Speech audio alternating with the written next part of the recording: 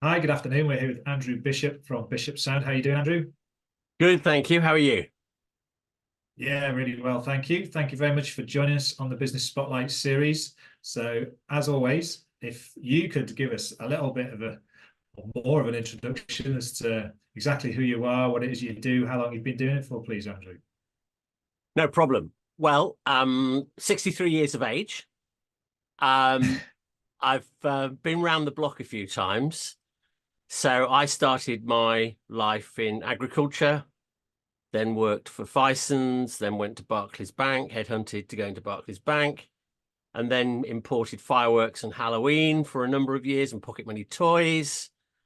I then bought Carlsbro for £1 out of the Sunday Times and became the next best thing to Marshall amplification, and learnt my skills. This was 24 years ago in the world of pro audio and music. Became one of the members of Plaza, the MIA, really engaged with government on getting more musical instruments into children's hands, and set up a television channel on Sky called the Musicians Channel to teach children to play free of charge over the Sky platform. I've done a lot of non-exec work, and yeah, so I've done a lot. And Bishop Sound was formed after a trip to Nigeria when they told me, my customer told me they wanted to put Bishop on the box, and wouldn't let me leave the country until I did. And Bishop Sound was formed in 2016. And we manufacture sound systems for bands and musicians and live performance. Our speaker's been at Glastonbury. They go Yeah, around the world. And yeah, so surprise, surprise, I make a noise for a living. fantastic. So, has it always been a passion from, you mentioned about your early business journey there, or and your jobs, the people that you'd worked for, or did you get into the music industry because you saw an opportunity? Or was it a mixture of the both? I think all of us in business recognize we're moving in circles. Mhm. Um, I think the saying, what goes around comes around, can be used in many different ways.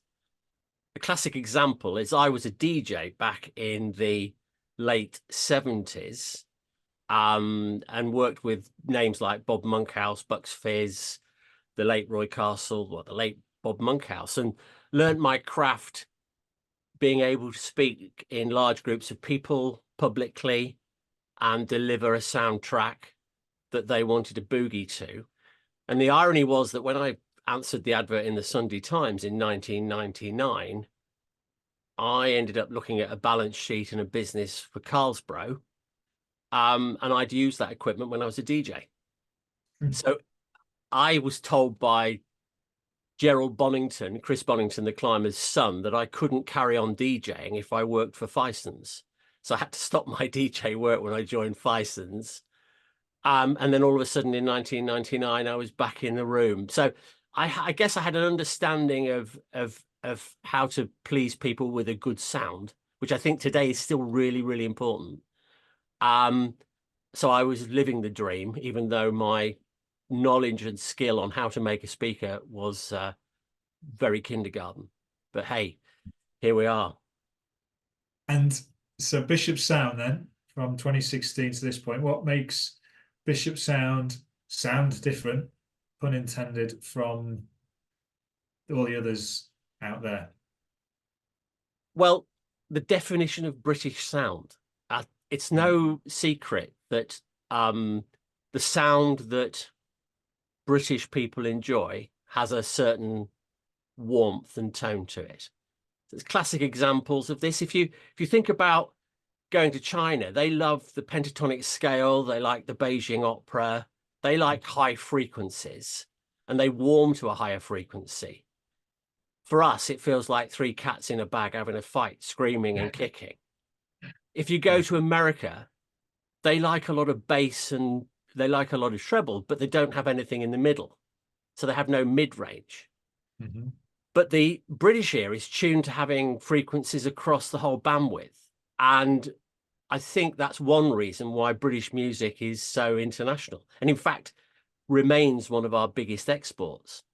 And even though we all twitch a bit when we hear Paul McCartney coming back after all these years and we see the Stones, the feeling that you get from hearing sound correctly that chimes across all of the frequencies makes you feel better inside. So when I voice the speakers that we sell, I'm listening for that extra fairy dust, that extra little bit of magic that makes the difference between a track sounding okay and moving the soul.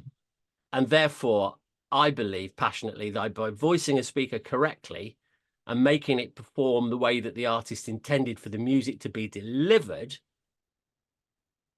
makes a difference. And that is the essence of British sound. Love that. Thank you very much. I'd never really thought about the different types of sounds that different cultures enjoy in that way, but it resonates. I think, yeah, like that's a fair point. So thank you very much for enlightening me there, or opening my eyes up to something that I perhaps didn't really think about too much before. But that's a really interesting point, and I love that. Thank you. And resonates is the right word. Yeah. And it's Shows interesting. It's interesting to look at where British hi-fi and British sound is admired globally. And again, they love it in India. They love it in Hong Kong. They adore it in Africa.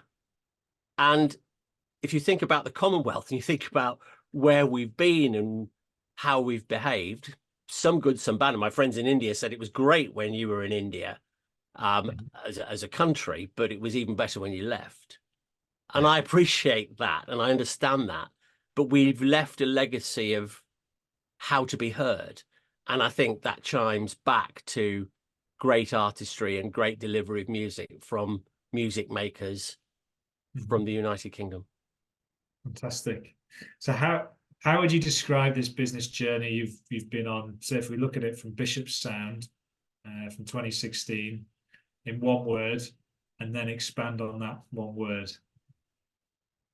Exciting. Being foreclosed on by HSBC could be deemed exciting. Losing your house could be exciting. So the word excitement comes in and delivers many different feelings.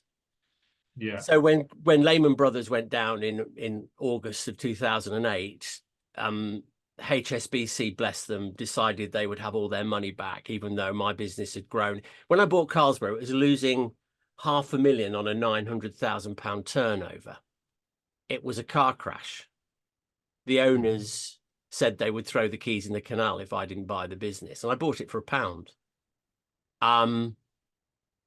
What really made me think long and hard about buying it was when I went to the factory and spoke to the workers. And bear in mind, I was the only person that answered the advert in the Sunday Times for this business. And there were 5 million readers in 1999 of the business section of the Sunday Times. And the owner, who'd owned the business for 6 years, gathered everybody into a room and said, for those of you that don't know who I am, I'm your managing director. And it was at that moment that I realized that this was a business that could be rescued, could be saved. And it needed to be, because if you go back to the Rolling Stones, the first gig in Eltham swimming baths in 1962 was done on Carlsberg PA equipment. It was a 100-watt amp. Today, you're looking at tens of thousands of amps. So buying Carlsberg, I felt, was a necessity. We turned it round. Credit crunch wiped me out. We took the business up to about 4.5 million within the 7 or 8 years that I owned it. But losing it was really, really difficult. But I didn't listen to Peston. I believed that we would be fine. And again, take the clock forward again. So I went off and did consultancy work, and the excitement in there was great, you know, traveling the world, collecting money for Wharfdale and various other major brands. But excitement came again when we were foreclosed by COVID, where the government, in their wisdom, decided that any form of music reproduction, sound per se, for large groups of people was an illegal activity and therefore worthy of a £10,000 fine. So there's been a lot of excitement. Start, stop, revisit the business plan. But I've probably written the business plan. I've probably written the business plan half a dozen times. I mean, dramatically rewritten, because the direction of work has been dictated by pestle, by situations outside of my immediate control, political, environmental, call it what you like. Yeah. So the word is excitement. The journey is never ending. And I think the key is that if you're knocked down, you've just got to find that energy to stand back up again and have another go, because it's exciting. That's it. You keep going. That's essence of life, really, isn't it? Keep going to the end. It is, and there are two things. One is, and I think it's probably misquoted, but we use it. You know, if you're going through hell, keep going, from Churchill, allegedly. But for me, when I did a lot of work with the Department for International Trade, it was Digby Jones and I that travelled the world promoting British manufacturing and British engineering. And so Digby said to me on the day that Carlsberg went down and HSBC foreclosed, I rang Digby that morning, know exactly where I was stood. I said, Digby, what am I going to do? He said, listen, Andrew, the sun always comes up. The sun always comes up. And I'll never forget that. Yeah, I think there's that's wise older person words talking, I think, from because I think with everyone, all the things that have gone on in the last 10 years, even just the last 10 years, you kind of see, well, yeah, things are still going. The sun's always come up. And how you react to whatever happens externally will deem your success. Yeah, and I think, you know, it does challenge you mentally. But if you've got a fabulous support network through friends, through relatives, through your immediate family, of which the value is higher than any business people really quote. Yeah. But those moments when something happens and you turn to your good lady, which should be your best friend or your partner, that's when you get those nuggets of advice that get you back on the road. Because one of the wonderful things about the females in our lives is they see things so much better than we do and are able to see through a lot of the murk that we as blokes get bogged down in. Yeah, that's it. It's having the backing, someone believing in you to get up and go again. Yeah, and I suppose I should be politically correct and say it's not just for me, it's females, but for others, it's other partners, you know, and whatever your color, whatever your creed, whatever your preferences, having somebody that's alongside you. Because being in business on your own is a very lonely place. Being in business is in a very lonely place. But having that somebody alongside you that you can turn to and ask those questions and feel comfortable with the answer and get those golden nuggets of clarity are what you need in the moments when it's all a bit dark. Very important point. Thank you for raising that. So out of all of that, what's your biggest lesson, if there's one that you can pick? If you were going to share something as a lesson? Don't give up. Never give up. If you feel and I remember Mike Southern, who the author of Be a Mad Entrepreneur, I remember him saying to me, you know, you are the typical entrepreneur where you're always looking for ways through, and I think it's very important to walk the path of righteousness through the mountains of deception. And that's not easy. So read those books, all of the business books that Who Ate My Cheese, you know, all of the business books that are celebrated, turn to them, read them, enjoy them, learn from them, but always have a very strong moral compass, and don't turn to the dark side. Those of us who are Star Wars fans, don't turn to the dark side. Good lesson shared, good advice. So is there a piece of advice that kind of follows on from that? If someone was just starting out in business that you would offer? Again, don't give up. That's maybe sort of towards the middle end of the journey. Once you've tried a number of things and it's not probably going as to plan, but if you were starting out, what's the kind of right? If you're starting a business, advice that if I can offer you one piece, this is it.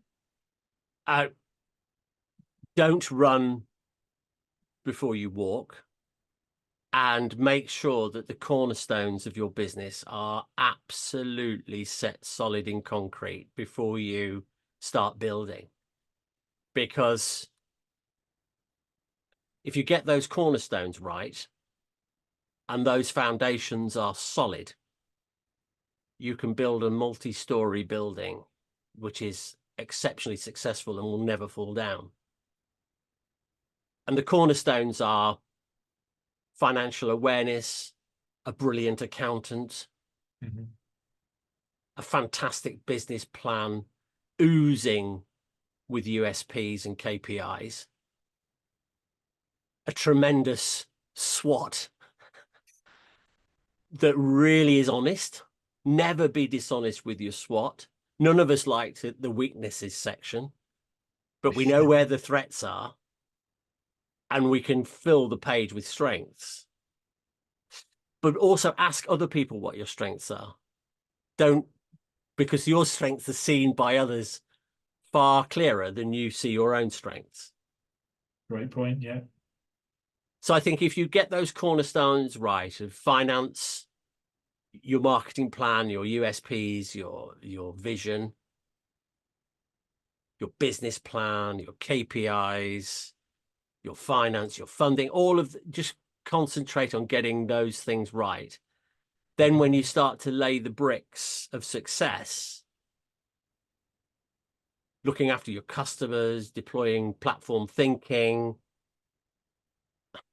having a strict code of morals and scruples, being honest with yourself and honest to your customers, take responsibility for anything you do wrong, all of those core values, all of those core things, get that all right in the foundations, and you can build a business that is not only successful, but very pleasing. And if you sleep in your bed every night, and it's a lovely feeling to go to bed and sleep and not have to worry about anything. And that's done with a good, solid, strong moral compass and great cornerstones and fabulous concrete. But you see, I didn't know I was building a business on a sinkhole when when COVID hit. That was the sinkhole of all sinkholes. That was I was being undermined, literally. And I think the jury is still out on whether the way the government behaved in COVID is good or bad for the small freelancers and the independent businesses that suffered badly. If you're furloughed and you work for a corporate, Merry Christmas. But there was a massive group of forgotten SMEs that really struggled. So yeah, there are things that come along that are very difficult to stabilize on. So yeah, but to all intents and purposes, if you do the very, very best you can to get those cornerstones down, you're good to go. Good stuff. Another piece of good advice, knowledge, experience shared there. So what inspired you to do what you do, Andrew? I can understand possibly or assume a few things, but in your own words about the inspiration, why you do what you do and what sort of gets you out of bed. What drives me, I think, is seeing people around me succeed. I get most joy from other people being happy and succeeding and growing and smiling. And, there are many businesses that need that opinion, the pleasant non-exec director, the person that comes in and says, you know what? Just a thought, if you did it this way, it might be you might find things a little bit easier. Yeah. And It's not an advert for Action Coach. It's not an advert for any business consultancy or coaching organization. But if you go through life thinking you know it all and you don't need any help and advice and you've got it sussed, that's when the sinkholes appear. So you need people alongside you that are going to say, what if, 5 W's that are going to just make you think slightly differently about the way you do things. So I think my advice is, don't think you know it all, because you don't. I don't. Still learning. And just enjoy it. Yeah. Because it is supposed to be enjoyable. It's supposed to be fun. We're not in business for anything other than our own joy and happiness. And yes, there are challenges, but there are opportunities. There's 3 words that I don't believe in. I'll just give you these, Yeah. right, very quickly. Okay. 3 C's. No such word as can't. Don't hurt anybody on the way up, and don't hurt anybody full stop. But if you believe you can do it, then go for it. I mean, I was the fattest person on the planet until somebody said to me, you'll never run the London Marathon. You're too fat. I said, right, okay. You can't run. You can't do the marathon. That's enough for me to go, oh, I'm going to do it. And I did it. I did a lot of marathons. I did half a dozen. The second C is coincidence, because absolutely everything in life happens for a reason. 9/11. My immediate reaction was, why? What's forced people to do this? There is the activity precedes results. There's a chain, and we need to look for these and understand them. So there's no such word as coincidence, because absolutely everything happens for a reason. And the final word, which is difficult, is competitor. There is no competitor. You're only competing against yourself. That, yes, there's other people doing similar things to what you do, but they're not you. So they're not competing. They are doing what they do. And they could be very good, but they're not, there's no competition. I don't believe in that at all. So 3 C's. With yourself, aren't you? No, exactly. No such word as can't. No such word as coincidence. No such word as competition. Awesome. More great wisdom shared there. No, it's just based on my experience, and if you go on the journey and you prefer to listen, which I do. I know I'm talking a lot now, but you're asking me questions, so I need to give you complete answers. That's it. We're here to understand your thoughts. Yeah, on the journey, you must keep listening, and you must have your aerials up, and you must be tuned in. And I think you remain tuned in without going, and then just that's enough. Fantastic. Yeah, definitely things again resonating there, using that word. But it's got to be fun. Life's got to be fun. Otherwise, what's the point? I think it's finding the fun in what you do, in the challenges or the opportunities. What is it? Our mutual what is that? Our mutual friend says, being in business should give you more life. Yeah, that's it. Being in business should give you more life. And yeah, you might come back as a robin or an earthworm or a whatever, but we're here just for a very, very short period of time. So while we're here, we might as well give more than we take. And it comes back to seeing those smiley faces of businesses that make it, that do it. And some of them, they only need a slight turn and they're off, rather than be stuck in a rut. And it needs that little bit of, have you thought about this, in a nice way? Or what about this? Or, I saw it the other day. And based on experience, those sort of messages can be delivered. Fantastic. Yeah, great stuff. So lastly then, Andrew, as we kind of sum it up, if there's any latest news around what you're up to, Bishop Sound or anything else, feel free to share that, or even if people want to get in touch with you, sharing a website or contact details, feel free to do that now. Yeah, a few things have happened. So having imported countless containers from China of fireworks and Halloween for all the major supermarkets and all the stuff I've done, produce fertilizer, and all the oil and fumes that I've put into the environment. When I held my granddaughter that was 4 weeks old in my arms in Cleckheaton and looked at this little bundle of fun, I knew it was time for me to change. So I've been on a sustainability journey since last August. I've joined A Greener Future. I'm now an assessor for music festivals to green them up. I'm making speakers out of reclaimed wood that is destined for landfill. I'm putting certificates against speakers so they, at the end of their life, they're repurposed. They never go into tips or the local scrapyard. I've developed over the last couple of years an amplifier that runs purely on sunshine and can deliver sound to 2,000 people outside for 8 hours and much longer if you put it on a wind generator or on a solar panel. So I'm bringing sound to places that don't have any electricity, in Africa, in the desert, on the beach, in the forests. Amazing. So that's a big thing for me to try and say sorry and protect my now 3 grandchildren so that when they grow up, they don't have to tolerate an environment which may not be as kind to them as the environment has been to our generation. So I'm not a green warrior. I don't sit on the main road. I don't carry green banners. I just believe that things have got to change.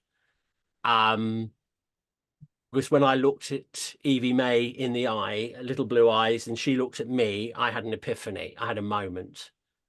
And so I decided to change. So we're bringing no more speakers in from China that are finished, because that's Russian wood. And again, that doesn't sit with my moral compass. Yet you're not allowed to bring plywood in that's from Russia, but you're allowed to bring product in that's made in China out of Russian wood. Well, that's hypocrisy. And, so I've stopped all of that. We're making the speakers here and we're making them from wood that people reject because it's not quite the right color, or because we can put the color on the inside, or maybe it's got a damage on the corner. Well, all of this has got to stop. This is like crazy. We need to be repairing things. We need to be mending things. We need to be thinking about the environment, because if we don't do that, we are being exceptionally rude to the children of our children and future generations. And that kind of moral compass and that kind of behavior doesn't sit right with me anymore. Sure. So that epiphany, and I hope every boardroom in the world has this epiphany. And I hope the directors in those boardrooms are brave enough, as I was, to say enough is enough. It's an emperor's new clothes moment. The king is in the altogether. So yes, you might have a big mortgage. You might have a nice wife and a big house and you're frightened of change. But if those boardrooms in the United Kingdom don't start to change now and focus on scope 1, 2, and 3 and sustainability, their business will fail. Yeah. Strong message coming across, but one wholeheartedly agree with. So thank you again for sharing that. If we want to get in touch with you, where can we do that, Andrew? LinkedIn, I love it. My phone number's on there, my mobile number, my email address. I don't hide anywhere. And you can find more information about Bishop Sound and its journey at bishopsound.co.uk. But I think pop a message to me on LinkedIn. Let's join up, and together, let's make the world a better place to live in. Awesome. Thanks, Andrew. Been a real pleasure speaking with you, and thank you for sharing all that you have. I wish you all the best for the success of the business in the future. Thank you, Mike.